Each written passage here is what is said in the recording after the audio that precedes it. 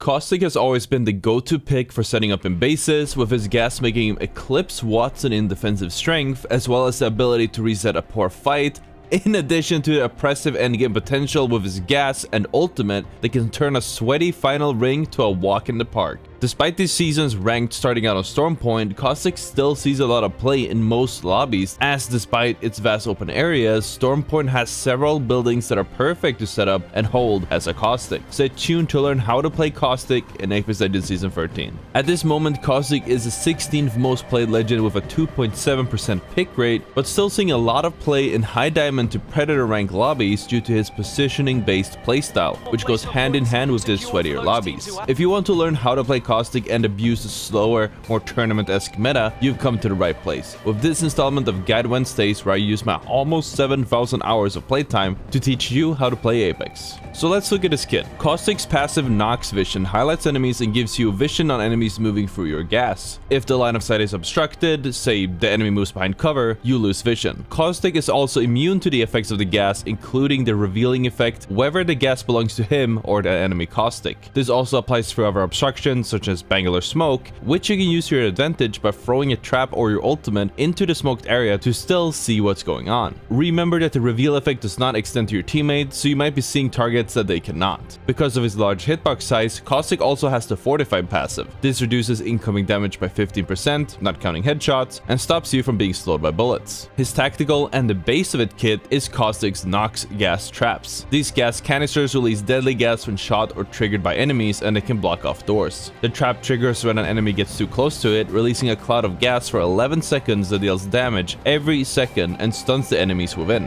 After the barrel disappears, the gas will still linger for an additional 2 seconds. As for its damage, the gas deals 5 damage per tick to start, and then ramps up by 1 damage every other tick. Interestingly enough, each additional source of gas damage won't increase the damage by 5 per source, but instead will increase the damage per second by 1 instead of 5. But if you are downed, the rate stays at 5 damage per second and does not stack up. Any bullets that hit the top of the trap will set it off, but shooting the base of the trap will destroy it without releasing any gas. If the trap is activated, it has 150 health and can be destroyed by normal damage. A Crypto EMP deals 100 damage and as such doesn't disable activated traps, but it does clear traps that are on the ground and aren't yet activated. Because of this, if you get EMP'd, you'd want to either pick your traps back up or shoot them to activate them to stop a team from pushing you. You can hold up to 3 charges of the Caustic barrels at a time, gaining 1 charge every 20 seconds. You can have 6 traps up on the map at a time, and you can pick up unactivated traps to regain a charge. If you place more than 6 traps, it will disable the oldest one. Because of this, when you are holding a position, you want to keep 6 Nox traps out on the ground at all times, so you can have 3 full charges on cooldown, but at the same time the possibility of using a placed trap as sort of a battery. And remember that the like button is not on a cooldown, so if you think the video has been useful to you so far, please make sure to hit the like button, or you can wait to the end of the video. I'll learn it. As far as the setting up goes, you want to look for buildings with as few gaps and windows as possible. Set up your traps in front of the door, but not all the way up against it, as it will clip through the door and be prone to damage from the other side. You can also set your traps up around corners where you think enemies will run in head first, or on slight elevations in order to only expose the top part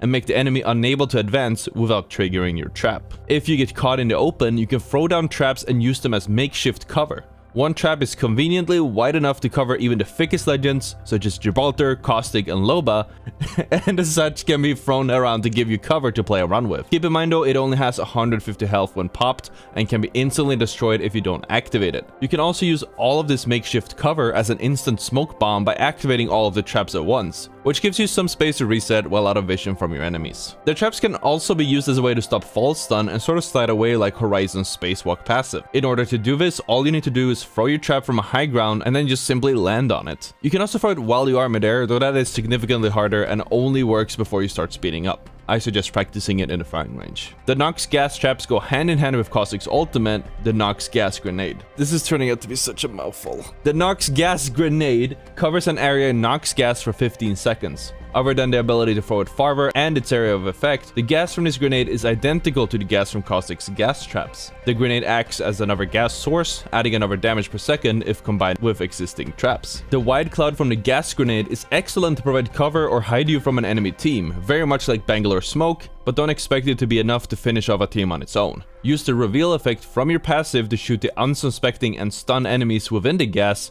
and consider combining it with grenades that are hard to dodge when you are stunned and without vision in the smoke. The Nox Grenade has a charge time of 3 whole minutes and should be used sparingly. There's very little use of it in the open, as enemies can simply walk around it, and should instead be used when you are pushing into an entrenched team, or defensively if you're getting pushed but need to reset. If you are in a house and start getting pushed by a team, even if both of your teammates are knocked, you can completely reset the fight by popping all of your gas traps and throwing a grenade on the floor. This will force enemies away for at least 15 seconds and give you and your team ample space to reset and turn back to the enemy team, which could have overstayed a welcome by waiting for your gas to disappear and currently would be fending off a third party. The gas grenade and the traps are excellent in the final 6th ring, so make sure that you still have your ultimate for the final team fight of the match. The grenade is more than wide enough to cover the entire final ring area and to stun and damage the enemies inside of it, making Caustic very valuable in the final zone. Okay, so what's up? So I figured we'd just go for a quick play I made with my team back in a tournament when I personally played Caustic. This was a while ago, but it's still as relevant as ever, showing how we pushed up against this team, just playing with space. Let me untap the communications here. Right now. Oh. So the team basically, they fell back behind this rock here. They're kind of like pinned because of the Gibraltar ultimate. And obviously us focus firing. They have basically no cover to work, and there's a lot of pressure with 4 squads alive. So I threw the Caustic ult basically behind it to kind of screw them. House. Now I'm moving up here, just putting down space, putting down barrels on the side because I know teams might try to push that way.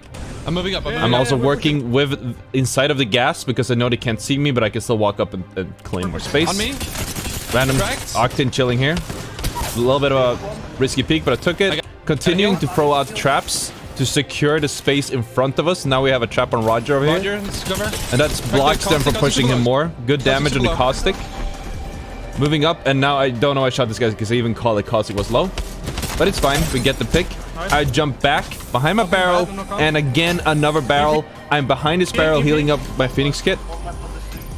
Then a great EMP coming out of Roger to reset that. That's a red, it's a red. And then we ended up Cracked. and then we ended up winning the game, but it's not really much else to see.